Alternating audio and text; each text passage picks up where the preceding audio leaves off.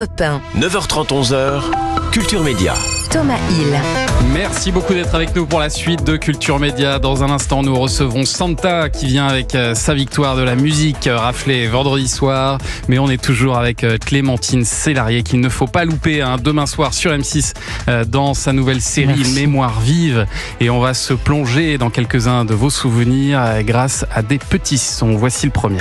Qu'est-ce qu'il faut changer pour qu'on soit vraiment bien sur Terre?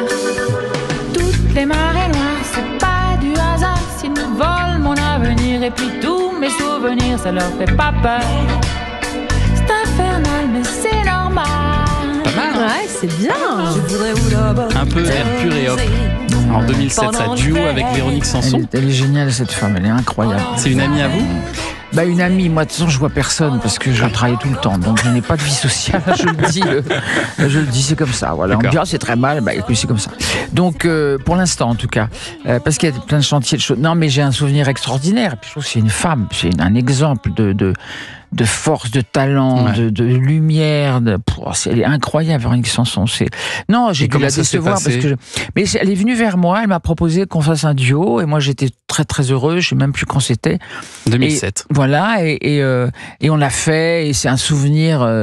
Voilà, mais j'étais vachement impressionné. Moi, je suis très impressionné par de toute façon, même des gens de mon métier qui font le même métier que moi. Alors elle, encore plus, parce que. Et puis j'avais eu la chance de la rencontrer quand elle vivait avec Pierre Palmade et qu'ils s'étaient mariés tous les deux et que dans leur maison et elle jouait. Enfin, c'est vraiment un personnage. C'est vraiment une femme hors du commun, je trouve, qui n'a pas de. Pour moi, elle n'appartient pas à une génération ou une autre, parce qu'en fait, elle continue. Vous savez, c'est comme. Non, mais je veux dire, aujourd'hui, il y a plein de gens dans les karaokés. Moi, j'ai ma fille belle, comme je l'appelle, ma belle-fille, qui est la femme d'un de mes enfants, qui adore le karaoké. Elle chante du chanson génial. Enfin, voilà. Bien sûr. Et puis, c'est magnifique, ces chansons. Elles sont Michel Berger, tout ça. Enfin, entre autres, c'est magnifique. Mais j'ai l'impression que c'est important chez vous, Clémentine Célarié, la musique, parce que vous avez même sorti un album solo en 96, c'était ça? Oui. C'est marrant, c'est vraiment un style années 90. Ah oui.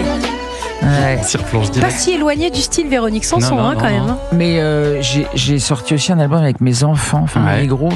Et en fait, je vais en sortir sûrement un bientôt. Parce que ça me manque trop, la musique. C'est-à-dire, dans le prochain spectacle, je n'irai pas vers une tragédie. Je pense que j'irai vers un truc musical et même de la danse. Moi, j'ai besoin de danser.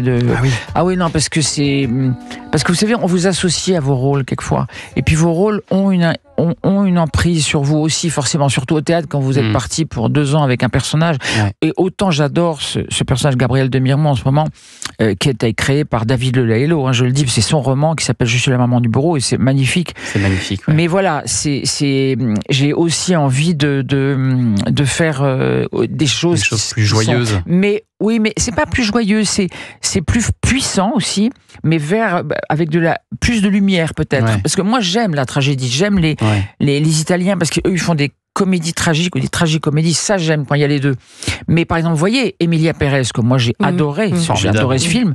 Voilà une comédie musicale qui n'est pas une comédie musicale classique, c'est-à-dire que les gens, vous avez remarqué que, vous avez vu le film, vous avez vu que les acteurs, enfin les personnages chantent leurs émotions. C'est-à-dire que c'est pas tout d'un coup, oui, je m'appelle Clément, tu vois, bref, c'est tout d'un coup une émotion qui est, alors ça c'est une idée géniale, et je trouve que c'est un exemple vraiment intéressant. Mais c'est juste que la puissance ne soit pas que tragique. Mais moi, j'aime le tragique, parce que j'aime le sacré. J'aime les grosses émotions, les grandes émotions au théâtre. Je trouve que c'est très important. Oui, c'est simplement, vous voulez pas vous enfermer dans un type de rôle, c'est ça? Oui. De toute façon, je me suis jamais vraiment trop enfermé. Mais c'est vrai qu'un rôle au théâtre, il vous colle pendant 2 ans, il faut... Voilà. Un grand rôle au cinéma maintenant, écoutez ça. Pourquoi tu me poses toutes ces questions? C'est pas important. C'est important parce que maintenant, il va falloir que tu apprennes à vivre sans moi.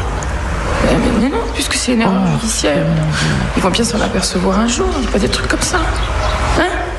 Je te dis qu'il a besoin d'un père, moi je peux plus être un père. C'est terrible ce que tu me demandes, je pourrais jamais faire ça.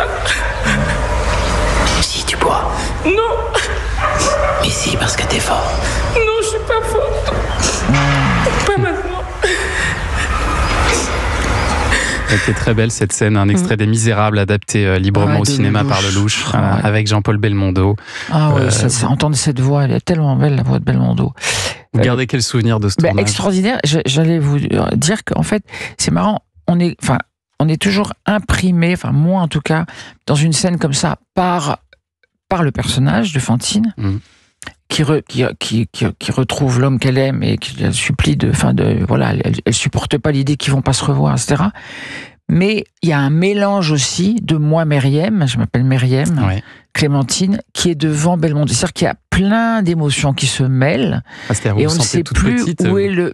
oui, et puis mais toute petite, mais en fait, non. Enfin, je veux dire, je me sens...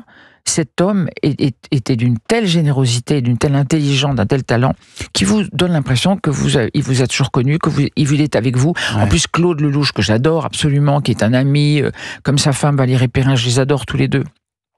Et il dit à Belmondo, tu vas lui dire ça, moi je sais pas ce qu'il va me dire. C'est aussi ça, on est surpris par un être qui est un personnage, vous comprenez ? Et moi, je devais dire des choses à Jean-Paul, et il savait pas ce que c'était. Mais lui, il connaissait Lelouch vachement plus que moi. Mais la force de ces films, c'est cette chose humaine qu'on va chercher en nous, enfin, et qui sort comme ça, parce qu'on est porté par le talent d'un réalisateur comme Lelouch, parce que c'est un aventurier. C'est ça le truc, c'est moi les aventures que j'aime. C'est pour ça, pour revenir à ce genre de théâtre ou de personnages, c'est des aventures, parce que si c'est classique et un peu conventionnel, on est là pour un peu, vous voyez ce que je veux dire, donner du rêve et un rêve, voilà, bon bref. C'est vraiment l'un des films qui a marqué votre carrière, Clémentine Célarié, comme bien sûr aussi on pense à 37 le matin, mais je vous ai lu dans une interview l'autre jour dire que vous attendiez encore votre grand rôle au cinéma. Je n'attends pas, pardon de vous couper, je fédère. Ah ben on attend, il faut pas attendre, sinon il se passe rien. Oui, c'est ça. Non, je fédère, Mais vous avez l'impression de pas avoir eu de grand rôle au cinéma. Ben non, parce que le cinéma à un moment donné ça s'est arrêté pour des raisons que j'ignore. De toute façon, peu importe les raisons.